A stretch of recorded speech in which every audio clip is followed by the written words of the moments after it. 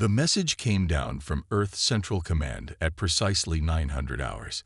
Every human ambassador, military officer, technician, and civilian contractor stationed throughout Federation space received the same directive. Pack your belongings and prepare for immediate evacuation. Commander Alan Blake stood on the observation deck of Orbital Station Gamma, watching as his staff efficiently dismantled workstations and secured equipment.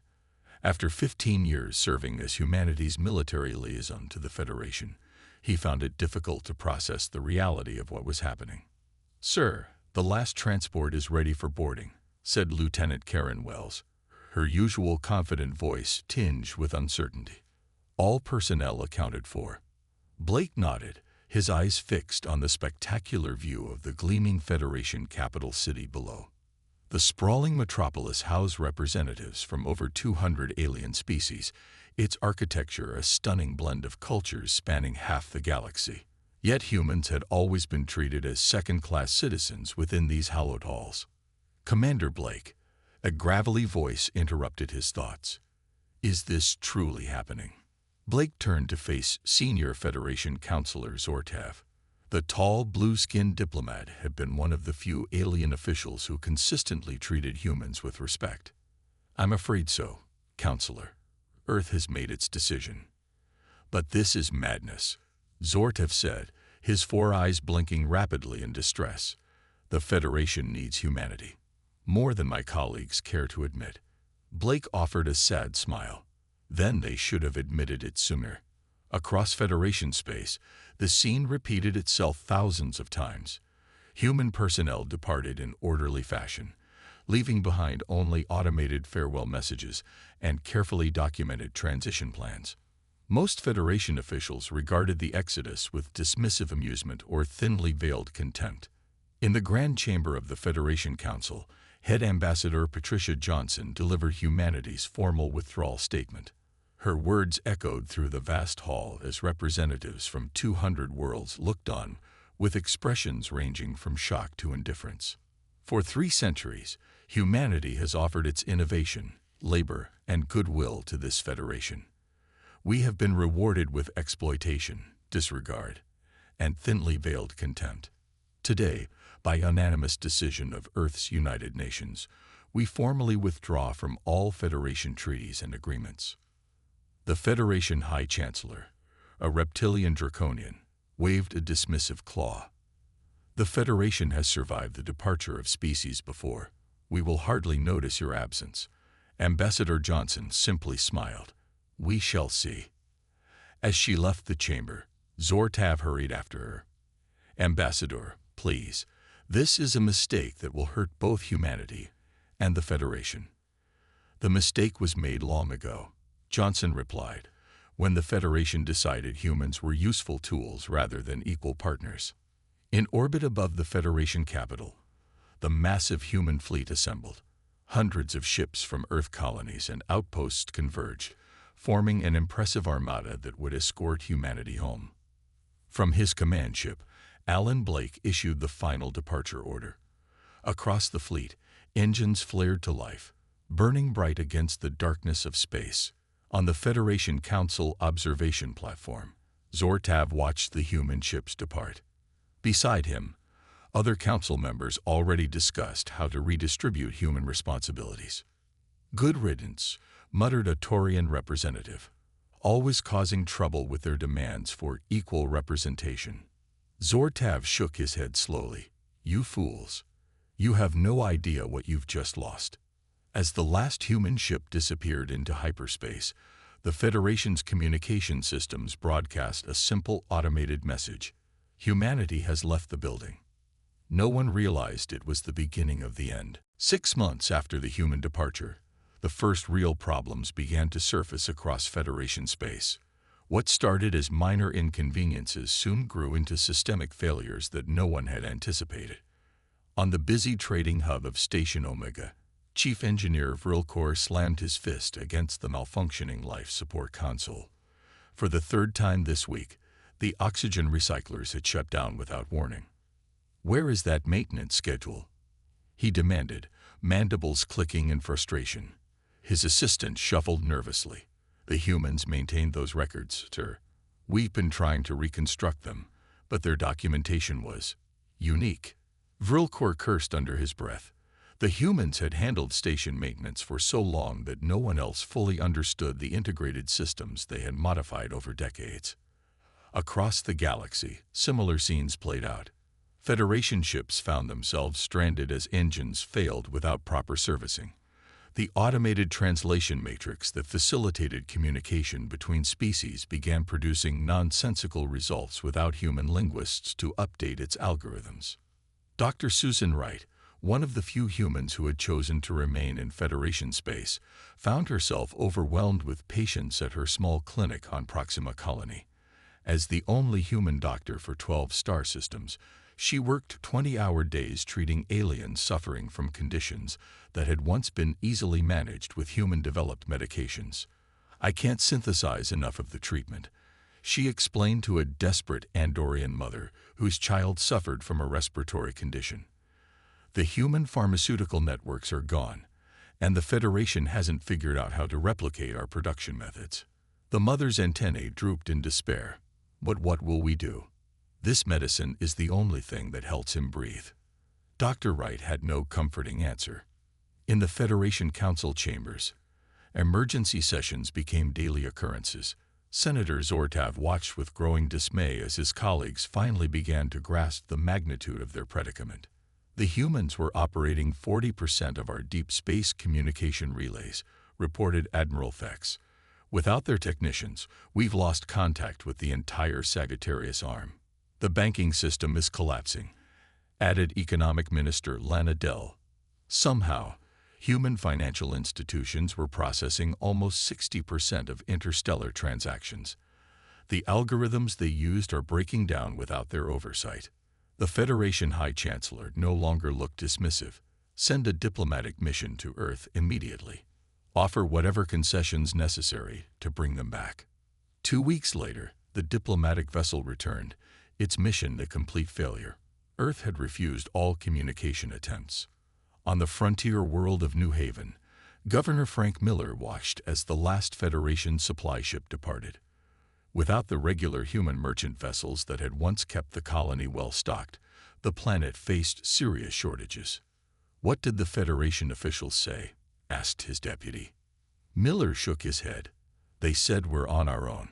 They can't maintain the supply routes without human navigators and pilots who knew the safe passages." As the crisis deepened, the first interspecies conflicts erupted over dwindling resources.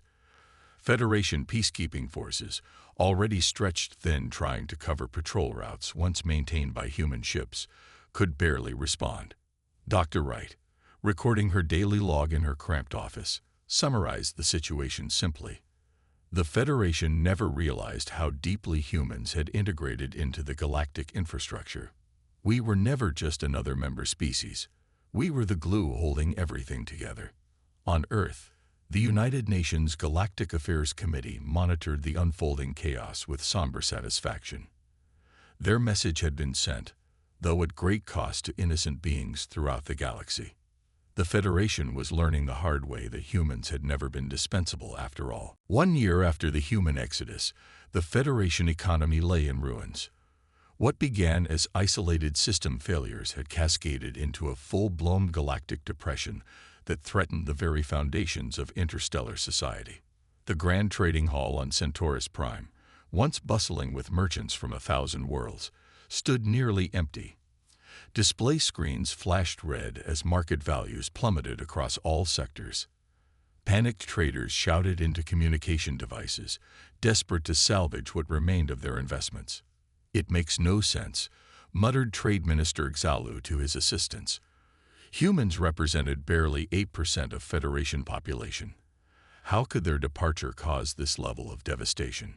The answer, as Federation economists were finally discovering, was both simple and humiliating. Human merchant networks had quietly become the backbone of galactic commerce, creating efficient supply chains and trading routes that other species had taken for granted. On the frontier planet Vega II, once a thriving agricultural world, farmer Dex Hobson surveyed his withering fields. The specialized fertilizers that had made the alien soil fertile came from a human-run operation in the Cygnus sector. Without those supplies, crop yields had fallen by 70%. "We'll have to abandon the settlement," he told his wife Carol. "There's nothing left for us here." Thousands of colonies faced similar fates. Resources vital to survival became scarce, triggering conflicts between previously peaceful neighboring systems. Federation peacekeeping forces, already understaffed without human volunteers, found themselves overwhelmed by disputes erupting across multiple sectors. In the shadows of this collapsing order, opportunity beckoned for those willing to take risks. Jack Nichols guided his small freighter, the Lucky Break, through a dangerous asteroid field that most pilots avoided. As one of the few humans who had chosen to operate independently after the withdrawal, he had become extraordinarily wealthy. Approaching drop point, his navigation system announced. Below, the mining colony of Delta Pavonis waited desperately for the medical supplies in his cargo hold. What would have cost them 500 credits before the exodus now commanded a price of 15,000. "Nothing personal," Jack muttered as he prepared for landing. "Just business." Across his various smuggling routes, Jack had witnessed firsthand the true extent of the Federation's dependence on humanity. It wasn't just about technology or maintenance. Humans had created complex interconnected systems that other species hadn't bothered to understand. Meanwhile, in the Federation Council chambers, the atmosphere had transformed from dismissive to desperate. The elegant hall, with its soaring crystalline dome, now resembled a war room. Emergency lighting cast harsh shadows across tired faces as officials argued bitterly. "The Phylaxian Confederation is threatening to seize the dilithium mines in the Horsehead Nebula," reported Security Chief Morax. "Without human security forces patrolling that region, we cannot protect our interests there." Economic Minister Lana Dell's hologram flickered as she delivered more bad news. 38 major financial institutions collapsed yesterday. The banking system is on the verge of complete failure. The Federation High Chancellor, once so confident in dismissing humanity's importance, now looked aged and defeated. "What of our latest diplomatic mission to Earth?" A communications officer stepped forward nervously. "Sir, Earth has responded to our requests with a single message. You should have valued us when we were there." Back on Vega II, as the Hobson family loaded their belongings onto the last transport shuttle leaving the dying colony, Dex noticed a small ship approaching from the west. The vessel landed nearby, its hatch opening to reveal a human woman in worn flight gear. "Name's Linda Porter," she called out. "I hear you folks might need a lift to somewhere habitable." Carol eyed her suspiciously. "What's the cost?" Linda smiled. "Not credits. Information. Tell me everything you know about what's happening in this sector." As the galactic economy continued its free fall, a new currency was emerging. Knowledge about how to navigate the chaos that humanity had left behind. The Federation had finally learned a costly lesson. Some absences create voids too vast to fill. 18 months after humanity's departure, the situation in the outer colonies had deteriorated from desperate to catastrophic. The Federation referred to it as the Rimward crisis, but for those living through it, there were far less polite terms. Captain Ryan Walsh of the independent freighter Distant Star watched through his view screen as another distress beacon activated in the Epsilon sector.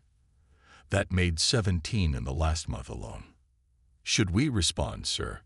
asked his first officer. Ryan shook his head grimly. "Can't help them all. We're low on fuel and supplies ourselves." In the pre-Exodus days, the frontier regions had been protected by human peacekeeping forces.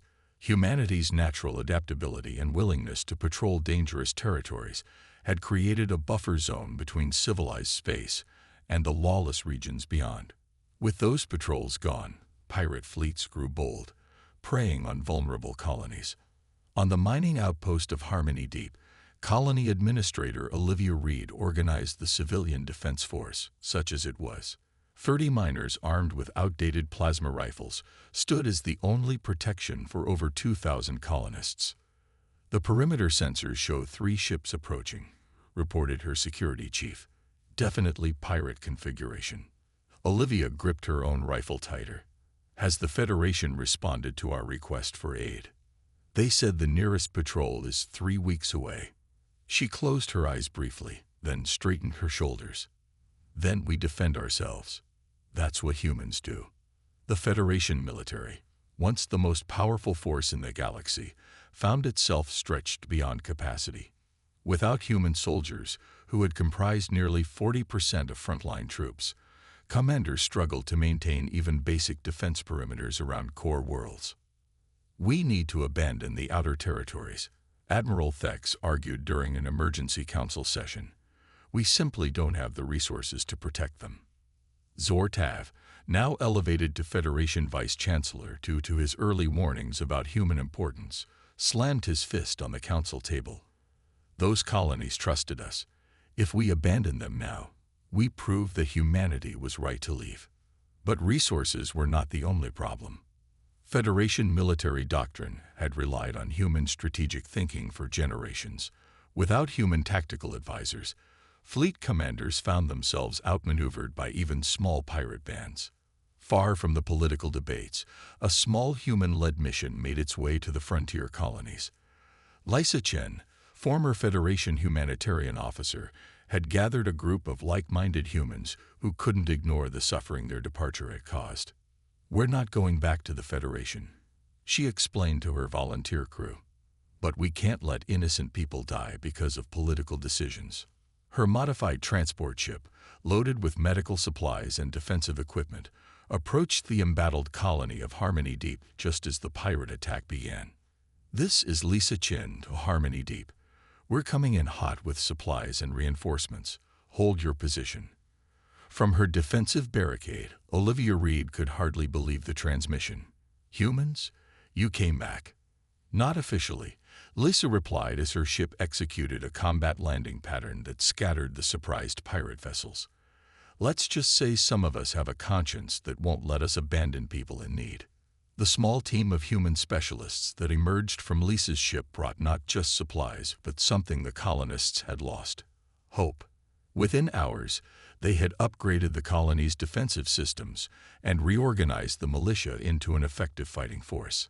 As news of the human-led resistance spread, other independent human groups emerged from hiding, forming a loose network of support for the abandoned colonies. They called themselves the Remnant.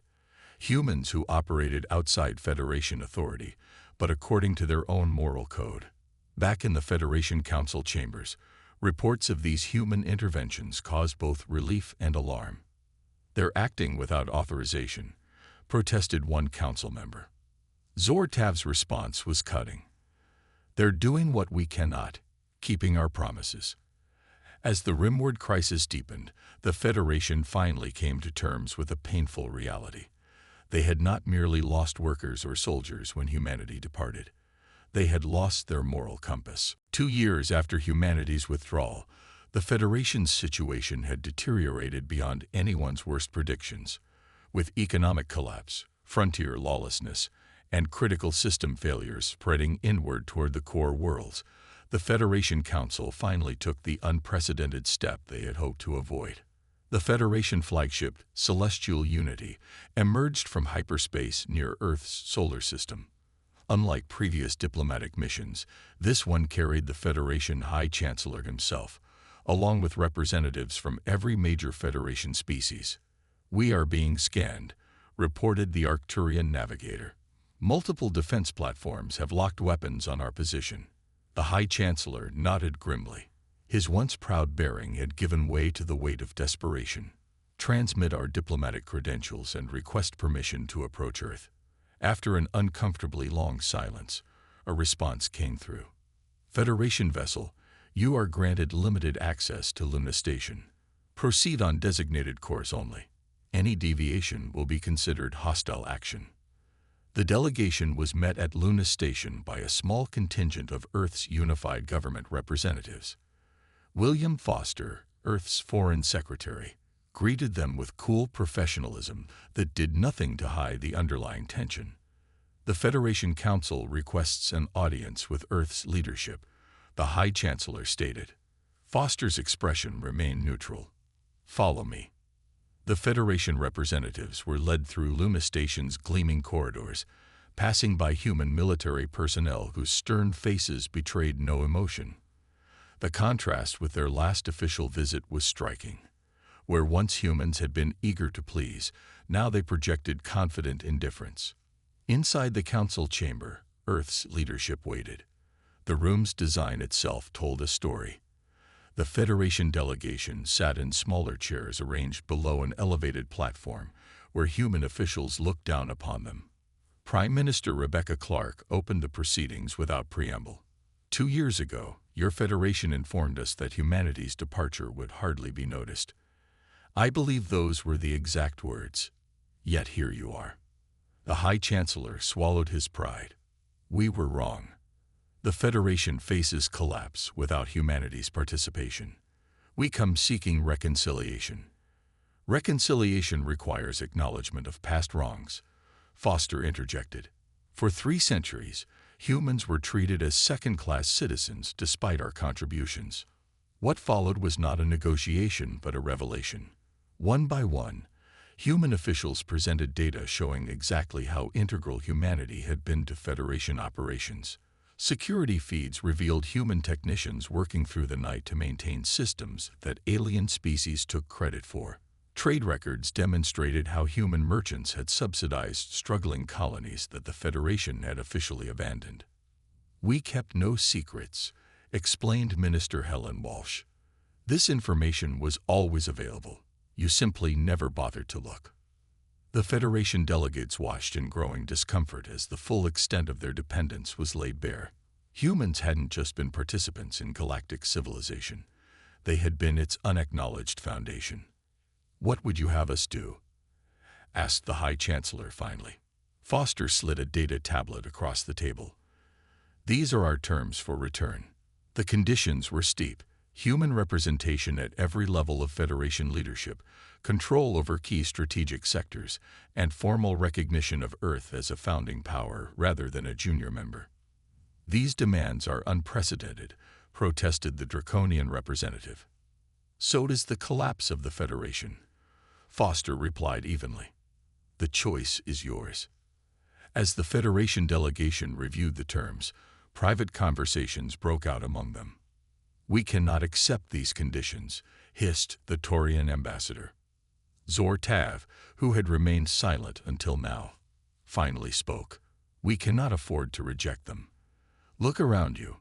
While we've been struggling to maintain basic services, humanity has thrived in isolation. They don't need us. We need them."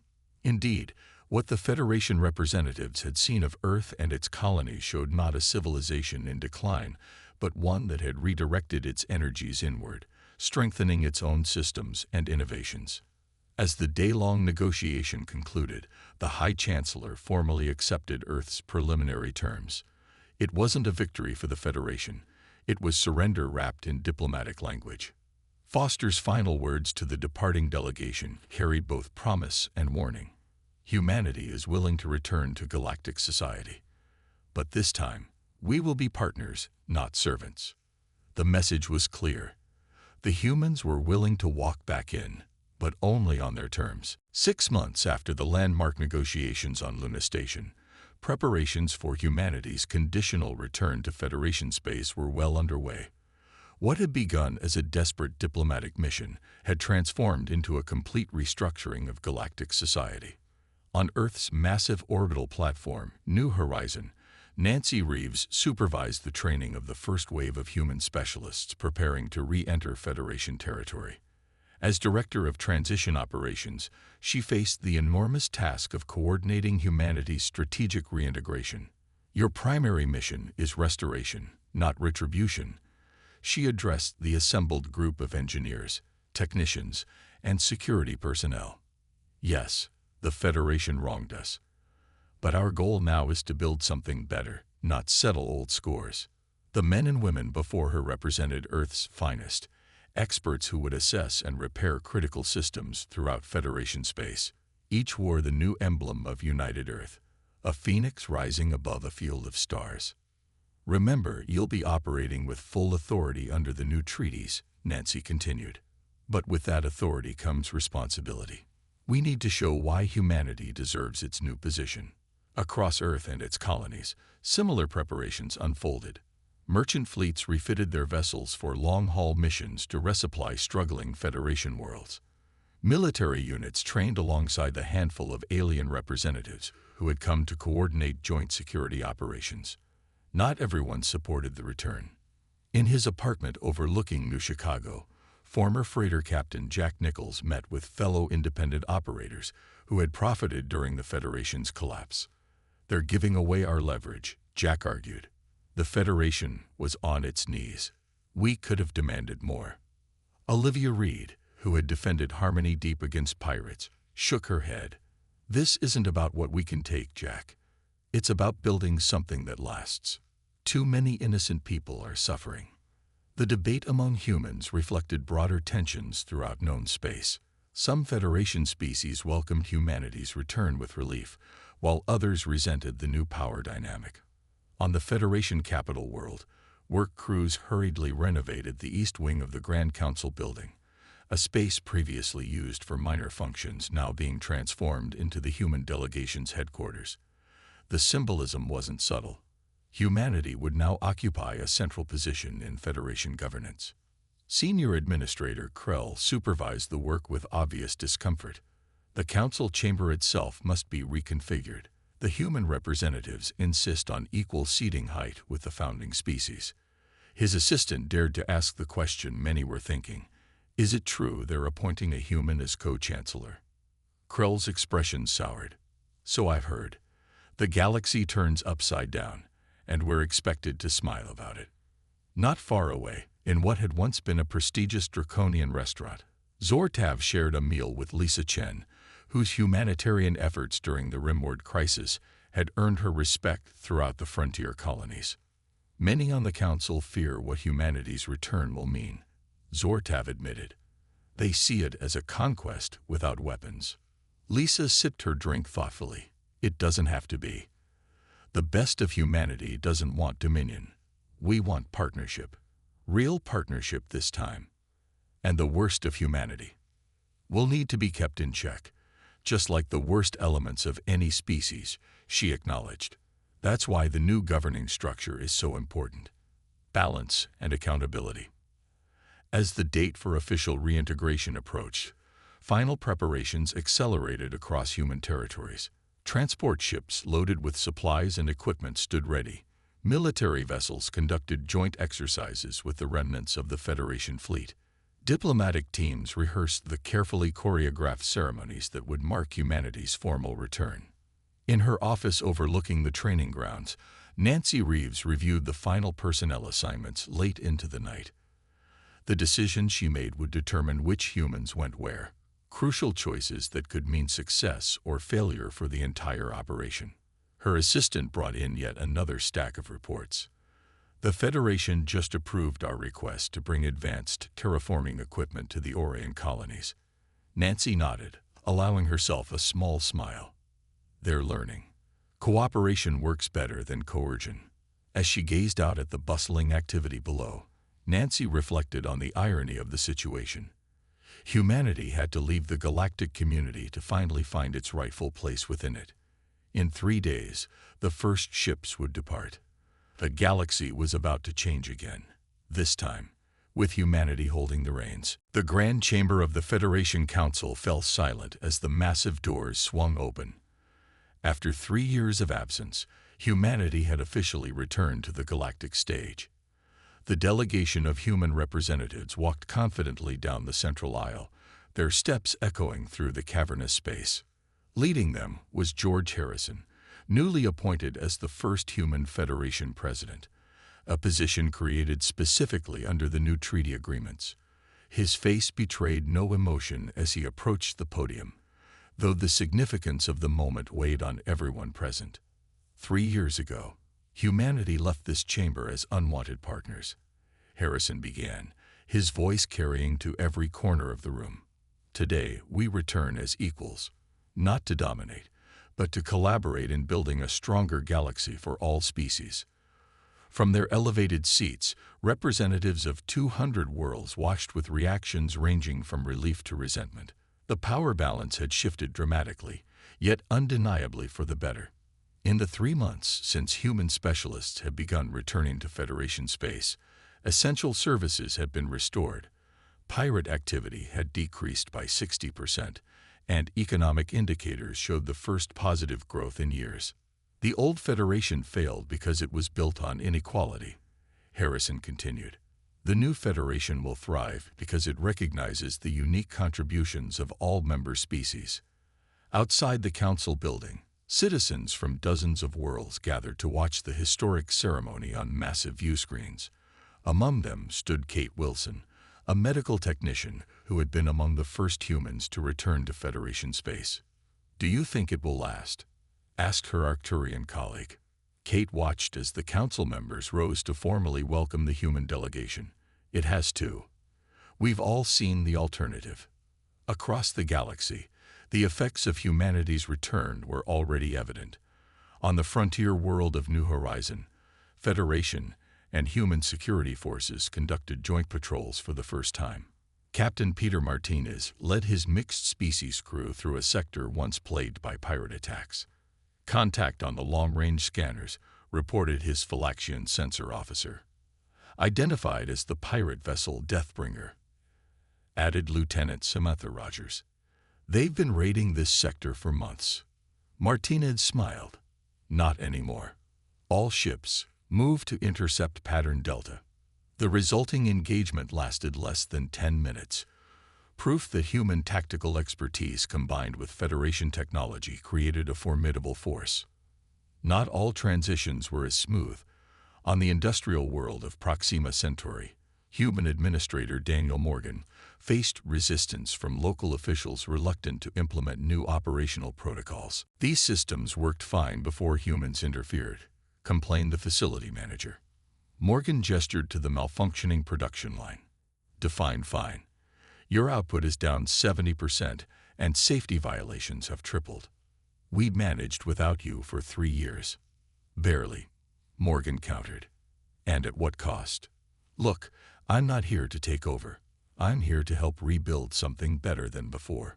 Such conversations played out countless times across Federation space, sometimes with compromise, sometimes with conflict. The path forward wasn't always clear, but it was undeniably progressive. In the Federation archive, newly appointed chief historian Zor Tav worked alongside human scholars to document the events of the past 3 years. What they called the human absence would be studied for generations to come. The remarkable aspect wasn't just how quickly things fell apart, Zor Tav observed to his human colleague, but how nobody recognized our dependence until it was gone. "That's often how it works," replied Dr. Elizabeth Novak. "You don't realize what's holding everything together until it walks away." Back in the Grand Chamber, as the formal ceremony concluded, President Harrison met privately with representatives from both supportive and resistant Federation species. "Some fear this is merely human revenge," stated the Draconian delegate bluntly. Harrison shook his head. "Revenge would have been letting the Federation collapse completely. We chose a harder path, rebuilding together." "And if cooperation fails again?" asked another representative. "Then we all fail," Harrison said simply. "But I don't believe that will happen. We've all learned too much." As night fell on the Federation capital, lights burned in offices throughout the government complex. Human and alien officials worked side by side, rewriting regulations, restructuring systems, and forging connections that crossed species boundaries. In Earth's embassy, Nancy Reeves watched the activity from her window, reflecting on how far they had come. A message from Earth Central appeared on her screen. "Phase 1 complete. Proceed with Phase 2 integration." She smiled as she authorized the next wave of human specialists to depart for Federation space. The message was being received throughout the galaxy. Humans hadn't just returned. They had brought with them a vision for a truly united Federation where no species would ever again be taken for granted. The galactic chaos was subsiding, replaced by something unprecedented: genuine partnership.